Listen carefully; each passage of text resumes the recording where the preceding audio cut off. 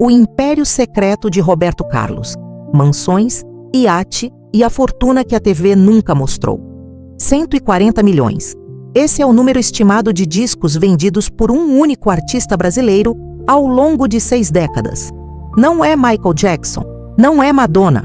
É um homem que nasceu sem dinheiro num município do interior do Espírito Santo. Perdeu a perna aos 12 anos. Chegou ao Rio com menos de R$20 no bolso e hoje possui um patrimônio que alguns especialistas estimam acima de 500 milhões de reais. Esse homem é Roberto Carlos Braga. E se você acha que sabe a história dele, eu te garanto que não sabe. Porque a parte que a televisão nunca mostrou, a parte que os especiais de fim de ano nunca vão contar, é justamente a que interessa. Como esse homem construiu tudo isso? Onde está esse dinheiro? O que ele comprou com ele? E o que a fortuna não conseguiu comprar? Fica até o final porque tem uma revelação sobre o patrimônio dele que quase ninguém conhece e que muda completamente a forma de enxergar o legado do rei. Se você curte esse tipo de conteúdo, já deixa o like agora e se inscreve no canal. Vamos começar. Cachoeiro de Itapemirim, 1941. Roberto Carlos Braga nasce numa família simples, num Brasil que ainda não tinha televisão em cores, numa época em que ser pobre no interior não era desvantagem, era simplesmente a condição de quase todo mundo. Mas aos 12 anos acontece algo que poderia ter encerrado qualquer história antes dela começar. Brincando perto dos trilhos do trem, ele cai. O vagão passa sobre a perna. A amputação é feita sem muita escolha. Um menino de 12 anos acorda sem um membro e precisa reaprender o que significa existir no mundo. Aqui está a primeira coisa que separa Roberto Carlos de qualquer outro artista brasileiro da sua geração. Ele não transformou a tragédia em desculpa. Ele a transformou em combustível. E esse mecanismo, essa capacidade de converter dor em determinação, vai aparecer de novo e de novo ao longo da vida dele. Vale guardar isso. Aos 16 anos, ele vai para o Rio de Janeiro praticamente sozinho. Sem dinheiro, sem contato, sem rede, dorme barato, come pouco e bate de porta em porta atrás de qualquer espaço para cantar. Até que no começo dos anos 1960, ele conhece Erasmo Carlos e os dois inventam juntos algo que o Brasil ainda não tinha visto. A Jovem Guarda parecia um movimento de jovens rebeldes com guitarras e jaquetas de couro. Era. Mas por baixo da estética havia um modelo de negócio. E Roberto Carlos, mesmo sem ter cursado uma faculdade de administração, entendia isso melhor do que qualquer um ao redor dele. Aqui a história fica interessante. Tudo começa nos anos 1960, quando a Jovem Guarda transformou Roberto Carlos no rosto mais reconhecível da música brasileira. Nesse momento, a maioria dos artistas do país assinava o que a gravadora colocava na mesa. Sem advogado, sem negociação, sem entender o que eram royalties ou direitos autorais. Entregavam o trabalho e recebiam o que mandavam pagar. Roberto Carlos, não. Desde cedo ele demonstrou uma desconfiança saudável em relação aos contratos. Perguntava o que outros artistas não perguntavam. Demorava para assinar o que outros assinavam no mesmo dia. E quando a CBS Records, uma das maiores gravadoras do mundo na época, chegou com uma proposta, ele negociou condições que seriam consideradas excepcionais até por padrões internacionais. Os valores exatos desse contrato nunca foram tornados públicos. Mas o mercado fonográfico da época oferece um parâmetro claro. Artistas de projeção equivalente à de Roberto Carlos recebiam adiantamentos entre 200 e 500 mil dólares por ciclo de álbuns, além de royalties, que variavam entre 8% e 15% sobre o preço de varejo de cada cópia vendida. Em valores corrigidos para hoje, só o adiantamento representa algo entre 1, 5 e 4 milhões de dólares. E isso antes de vender um único disco. Agora multiplica isso pela frequência de lançamento. Roberto Carlos gravava em média 1 ou 2 álbuns por ano durante seu auge. Cada álbum vendia milhões de cópias só no Brasil. E o Brasil não era o único mercado. Ele gravou em espanhol para toda a América Latina, em italiano para a Europa, em hebraico para Israel. Estima-se que ele tenha vendido mais de 140 milhões de discos ao longo da carreira inteira no mundo todo. Para você ter uma noção do que esse número representa, artistas como Elton John e Rod Stewart, que são considerados gigantes globais, têm vendagens totais na mesma faixa.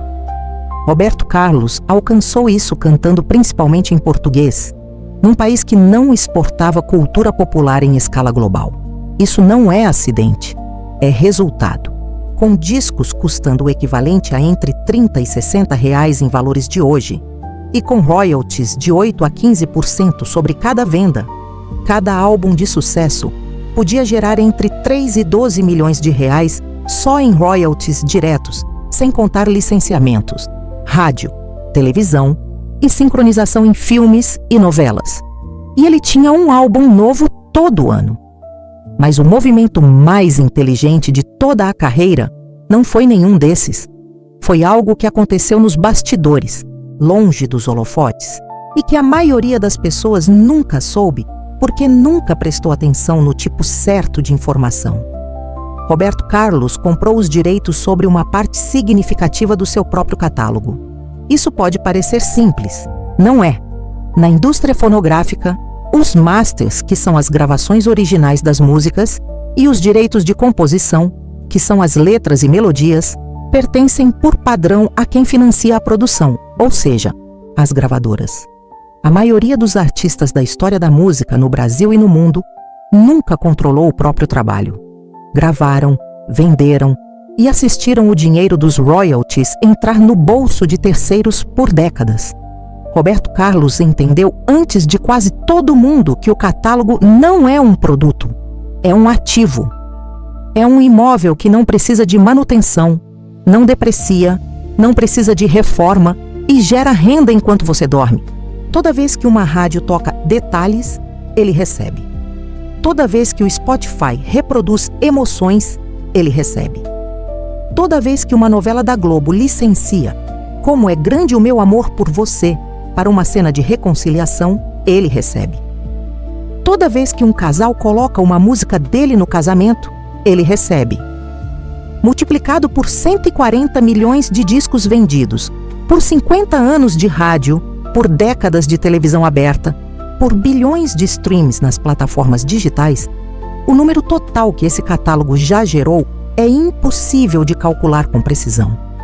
Mas os analistas do setor de entretenimento, que trabalham com licenciamento, estimam que catálogos do porte e da relevância cultural do de Roberto Carlos podem valer, isoladamente, entre 200 e 400 milhões de dólares no mercado atual de aquisições de direitos musicais, onde fundos de investimento americanos e europeus têm comprado catálogos de artistas clássicos por cifras recordes nos últimos anos. E depois tem os shows. Desde pelo menos os anos 1980, Roberto Carlos era o artista mais caro do Brasil em cachê por apresentação ao vivo. Fontes do setor estimam que seus cachês individuais chegaram a superar R$1 milhão ainda naquela década, valor que, corrigido pela inflação do período, equivaleria a algo entre 4 e 8 milhões de reais hoje. A turnê de fim de ano, que ele realiza ininterruptamente há mais de 50 anos, é um fenômeno comercial sem equivalente na história do entretenimento brasileiro. Arenas com capacidade entre 15 e 20 mil pessoas, esgotadas em horas, ingressos que variam entre 200 e 2 mil reais, dependendo do setor, mais contratos de patrocínio com marcas que pagam para associar seu nome ao do rei, mais direitos de transmissão televisiva e em streaming. Numa estimativa conservadora, uma temporada completa dessa turnê pode movimentar entre 40 e 80 milhões de reais, dos quais uma parcela significativa vai diretamente para o artista. Some tudo isso. 6 décadas de royalties sobre 140 milhões de discos. Contratos com gravadoras internacionais negociados acima do padrão de mercado. Direitos proprietários sobre um catálogo de valor estimado em centenas de milhões de dólares. Turnês anuais ininterruptas por mais de meio século. licenciamentos em televisão, cinema, publicidade e plataformas digitais. Nenhuma falência, nenhum escândalo financeiro de grande escala, nenhuma história de gestor que fugiu com o caixa. A fortuna de Roberto Carlos não foi construída de uma vez. Foi montada tijolo por tijolo, contrato por contrato, decisão por decisão, ao longo de 60 anos de trabalho consistente e gestão mais cuidadosa do que qualquer um ao redor dele esperava de um menino pobre de Cachoeiro de Itapemirim. E agora que você entende de onde veio o dinheiro, eu preciso te mostrar o que ele fez com ele, porque é aqui que a história fica realmente reveladora. Existe uma coisa curiosa sobre o luxo de Roberto Carlos. Ele nunca foi do tipo que aparece em revista de celebridades mostrando a sala de estar. Nunca deu aquela entrevista clássica onde o apresentador passeia pela mansão com câmera na mão e o artista vai apontando para os móveis importados. O patrimônio imobiliário dele é real, é expressivo e é quase completamente invisível para o público geral. E essa invisibilidade, como quase tudo na vida do rei, não é acidente. Vamos começar pelo mais conhecido. A cobertura no Leblon, no Rio de Janeiro, é o endereço principal de Roberto Carlos há décadas. O Leblon não é apenas um bairro caro. É consistentemente ranqueado entre os metros quadrados mais valorizados de toda a América do Sul. Para você ter uma referência concreta, em 2024, o preço médio do metro quadrado no Leblon girava em torno de 25 a 30 mil reais. Um apartamento comum de 100 metros quadrados nesse bairro custa entre 2, 5 e 3 milhões de reais. Um de 200 metros, facilmente 5 a 6 milhões. Uma cobertura duplex com terraço, vista permanente para o mar, área de lazer privativa e os acabamentos que esse tipo de imóvel exige, não sai por menos de 20 a 35 milhões de reais no mercado atual. E estamos falando de um imóvel adquirido décadas atrás, quando os preços eram uma fração do que são hoje, o que significa que a valorização acumulada sobre o investimento original é estratosférica. Quem já esteve no apartamento de Roberto Carlos descreve um espaço que não é decorado para impressionar. É decorado para contar uma história. Objetos colecionados em décadas de viagens pelo mundo. Presentes de chefes de Estado, de reis europeus, de papas. Fotografias emolduradas de momentos que nenhuma quantia de dinheiro reproduz. Uma coleção de discos de ouro e platina que, se empilhados, contariam 60 anos de uma carreira que não tem paralelo na música brasileira. O apartamento do Leblon não é uma demonstração de riqueza, é um arquivo pessoal. Mas o Leblon é só o endereço oficial. Roberto Carlos tem ou já teve propriedades em outras regiões do Rio de Janeiro, incluindo imóveis em áreas nobres da Zona Sul, que raramente aparecem em registros públicos. Há menções, em diferentes momentos ao longo dos anos, há propriedades em São Paulo e há vínculos com endereços internacionais em cidades europeias que ele frequentou com regularidade ao longo da carreira. Nada disso foi confirmado publicamente de forma detalhada, e é exatamente assim que ele quer. A descrição patrimonial de Roberto Carlos é uma política consistente, não uma coincidência. E então tem o elemento mais simbólico de todo o patrimônio dele, o iate Calypso. Com cerca de 28 metros de comprimento, o Calypso é uma embarcação de alto padrão que coloca Roberto Carlos numa categoria muito pequena de brasileiros. Não estamos falando de uma lancha de fim de semana. Estamos falando de uma embarcação com camarotes privativos para múltiplos hóspedes, sala de estar com acabamento de alto luxo, área de jantar, deck de popa para entretenimento, sistema de navegação de longa distância e tripulação permanente dedicada exclusivamente à manutenção e operação do barco. Um iate nessa faixa de tamanho e especificação custa entre 3 e 7 milhões de dólares para adquirir no mercado de embarcações de luxo. Mas o preço de compra é apenas a entrada.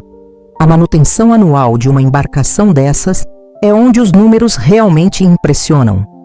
Tripulação fixa, que inclui comandante, marinheiros e pessoal de bordo, pode custar entre 150 e 300 mil dólares por ano só em salários. Combustível para navegações regulares adiciona outras dezenas de milhares de dólares por temporada. Atracação em marinas de alto padrão no Rio de Janeiro cobra entre 5 e 15 mil reais por mês, dependendo do tamanho da embarcação. Revisões técnicas obrigatórias, seguro marítimo, reforma periódica do casco e atualização de equipamentos de navegação somam facilmente outros 100 a 200 mil dólares por ciclo de manutenção. No total, manter o Calypso operacional e em condições de navegar a qualquer momento custa uma estimativa conservadora de 400 a 600 mil dólares por ano. Todo ano, independente de quantas vezes o barco saia do porto. O nome Calypso foi escolhido em homenagem à filha Laura, que Roberto Carlos perdeu em 2010 após uma batalha longa contra o câncer. E esse detalhe transforma completamente a forma de olhar para o iate. O objeto mais caro do patrimônio visível de Roberto Carlos, aquele que mais claramente simboliza o nível de riqueza que ele construiu, carrega o nome da perda mais brutal da sua vida. O luxo e o luto, no mesmo nome, na mesma embarcação, no mesmo homem. Ele próprio já disse, em diferentes ocasiões ao longo dos anos, que o mar é o único lugar onde consegue estar de verdade sozinho. Num mundo onde qualquer restaurante vira uma sessão de fotos, onde qualquer rua no Rio de Janeiro transforma uma caminhada simples num evento público, onde a fama nunca desliga completamente, estar no meio do oceano é o único isolamento real que o dinheiro pode oferecer. O Calypso não é um símbolo de status para exibir em porto. É um mecanismo de sobrevivência emocional para um homem que passou 60 anos sendo o centro das atenções e que, quando ninguém está olhando, provavelmente só quer o silêncio da água. Esse contraste entre a cobertura no bairro mais caro do Rio e o iate batizado com o nome de quem ele perdeu, entre o patrimônio que cresce e o vazio que nenhum patrimônio preenche, é o que torna a história de Roberto Carlos algo muito maior do que uma lista de bens e imóveis. E ainda não chegamos nos carros. Se tem uma coisa que Roberto Carlos sempre exibiu sem vergonha nenhuma, são os carros. Desde os anos 1960, ele aparecia em programas de televisão rodeado de automóveis, que eram um sonho de consumo de uma geração inteira. E não eram carros qualquer, eram importados, numa época em que o Brasil tinha restrições severas à importação, e ter um carro estrangeiro equivalia a uma declaração pública de poder econômico que pouquíssimas pessoas no país podiam fazer. Ao longo das décadas seguintes, a garagem evoluiu junto com o mercado global.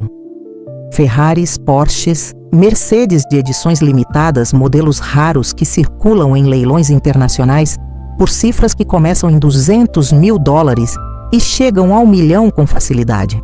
Uma coleção construída ao longo de 60 anos de carreira pode valer em conjunto algo entre 5 e 15 milhões de dólares, dependendo dos modelos que ele ainda guarda. E depois tem os relógios. Rolex, Patek Philippe, edições limitadas que valem entre 50 e 500 mil dólares cada um. Quem presta atenção nas aparições públicas do Roberto Carlos percebe que o relógio no pulso raramente se repete.